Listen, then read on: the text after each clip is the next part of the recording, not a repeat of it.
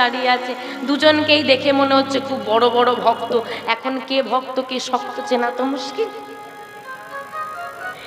তো ওই সাধু বাবা যেতে যেতে দাঁড়িয়ে পড়েছে, দাঁড়িয়ে পড়ে বলছে রাধে রাধে রাধে রাধে জানি তাই।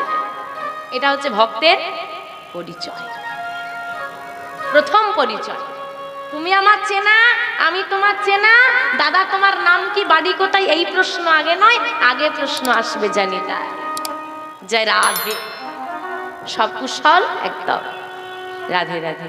তা বাবা তোমরা ভক্ত হয়েছো, তোমাদেরকে একটা কথা বলবো, রাখবে?